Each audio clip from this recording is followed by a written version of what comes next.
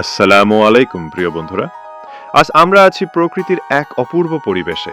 আর আজ আমরা একটা স্পেশাল কিছু করব, মুরগি বারবিকিউ। তো কথা না বাড়িয়ে চলুন শুরু করা যাক আজকের এই ভিন্নধর্মী অভিযানে।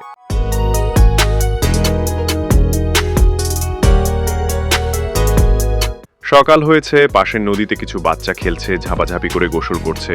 চারপাশে এক অপূর্ব শান্ত পরিবেশ। এদিকে মুরগিতে মাখানোর জন্য মরিচ, পেঁয়াজ, আদা এগুলো হামানদিস্তায় থেতলে নিচ্ছি।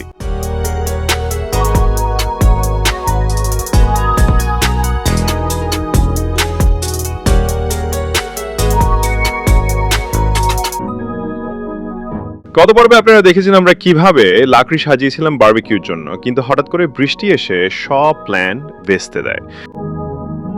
সন্ধ্যা হয়ে গিয়েছিল, তবু বৃষ্টি থামার কোনো নামগন্ধ ছিল না।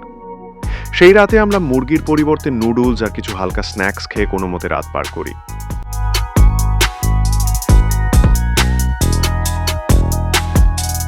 তবে আজ ইনশাআল্লাহ মুরগি পোড়ানো বন্ধ হবে না।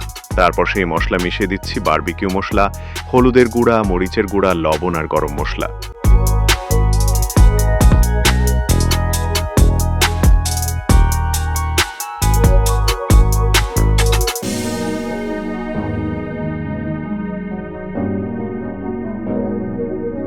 ভালোভাবে মেখে নিচ্ছি মুরগির গায়ে।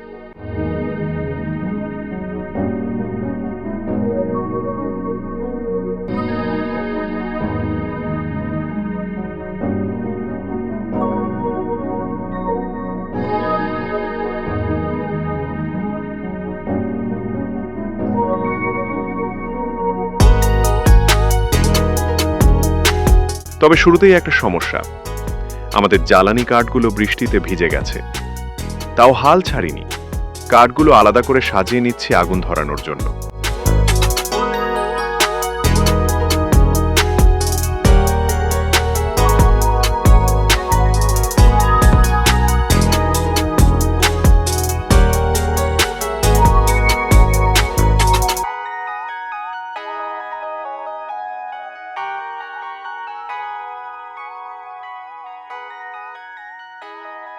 তীব্র চেষ্টা আর ধৈর্যের পর অবশেষে আমরা আগুন ধরাতে সক্ষম হয়েছি। হালকা বাতাস বইছে, মনটা ভরে যাচ্ছে।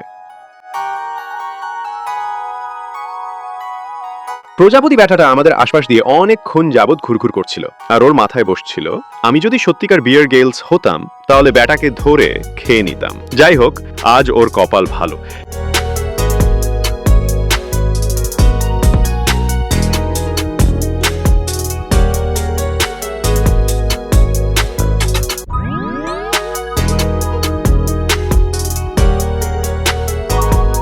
মুরগিটা বারবিকিউ করতে সময় নিয়েছে মোটামুটি 2.5 থেকে 3 ঘন্টা। শেষমেশ 3 ঘন্টা ধরে ধৈর্য ধরে বারবিকিউ করার পর মুরগির সেই সোনালি রং, হালকা ধোঁয়া ওঠা চামড়া আর সুগন্ধি মশলা মেশানো গন্ধে আমরা আর নিজেকে ধরে রাখতে পারিনি। আমরা ধীরে ধীরে মাংস কেটে মুখে দিলাম, এক কামড়, তারপরই চোখ বন্ধ হয়ে গেল আনন্দে। মাংসটা এতটাই নরম ও স্মোকি ছিল যে মুখে দিলেই অসাধারণ লাগছিল।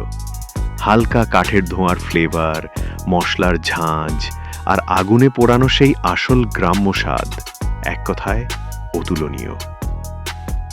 প্রত্যেকটা কামড় যেন ছিল এক একটা পুরস্কার। সাথে একটু লেবুর রস আর গরম ভাত বা রুটি থাকলে তার কথাই ছিল না। তবুও স্রেফ সেই গ্রিল করা মুরগি আমাদের একদিনের ক্ষুধা মিটিয়ে দিল।